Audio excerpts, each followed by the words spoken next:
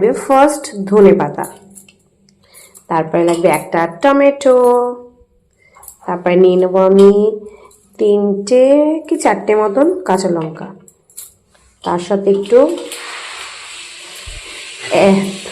তেজপাতা আর দারচিনি, সাথে থাকবে আমার শাহি পনির মশলা, সাথে আমি নিয়ে নিচ্ছিলাম হচ্ছে আমুলের বাটার ফ্রেশ পনির, তার সাথে লাগছে আমি একটা ফ্রেশ ক্রিম করে ছোটো ছোটো করে কিউব করে কেটে নেবো, সেটা আপনাদের সাইজ মতো বসিয়ে দিয়েছি। এটা যতক্ষণ না হিট হচ্ছে একটু দেখে নেবে হাত লাগিয়ে।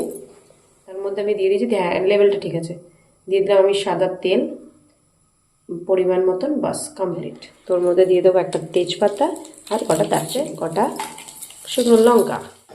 তো এবার একটু পনিরটাকে ছেড়ে দেবো, পনিরে একটু জল আছে তাই একটু তেলটা ছিটছে, কিন্তু তোমাকে এইভাবেই দিতে হবে, তোমরা যেভাবে সেফলি ফিল করবে সেভাবে দিয়ে দেবে। ফ্রাই করতে হবে। তারপরে ফ্রাই হয়ে গেলে টমেটো আর লঙ্কা দিয়ে একটু ফ্রাই করে নিতে হবে, আর একটা মশলা রেডি করে নিতে হবে, তার মধ্যে থাকবে ধনে, জিরে, হলুদ আর ওই শাহি গরম মশলা, যেটা পনিরের মশলা ছিল সেটাকে আমি দিয়ে ওটাকে দেখো হালকা করে রেডি করে নিয়ে তার মধ্যে একটু মটর দিয়ে দেবো। মটরটা দিয়ে দেওয়ার পরে এটাকে আমাকে একটু বাটার ওর সাথে অ্যাড করে নিয়েছি, আর যতক্ষণ এই তেলটা ছাড়ছে ততক্ষণ অবধি কিন্তু এটাকে ফ্রাই করতে হবে। আর এটা ফ্রাই যখনই হয়ে যাবে তারপরে তুমি দেখতে পাবে ওপর দিয়ে পুরো লেয়ার, একটা অয়েলের লেয়ার তুমি দেখতে মানে হালকা করে ভেসে উঠবে, ততক্ষণে মনে বুঝে যাবে যে কুকটা তোমার হয়ে গেছে মোটামুটি। ফ্রাইটা হয়ে যাওয়ার পরে ওর মধ্যে যে আমাদের ফ্রাই করা পনিরটা ছিল সেটাকে অ্যাড করে দেবো, তার সাথে দিয়ে দেবো জল, আর তার সাথে একটু অ্যাড করেছিলাম ধনে পাতা, আর সাথে অ্যাড করলাম আমি ফ্রেশ ক্রিম। তো ফ্রেশ ক্রিম অনুযায়ীটা তোমরা বুঝে দেবে টেস্ট করে নিয়ে যে কেমন থাকে।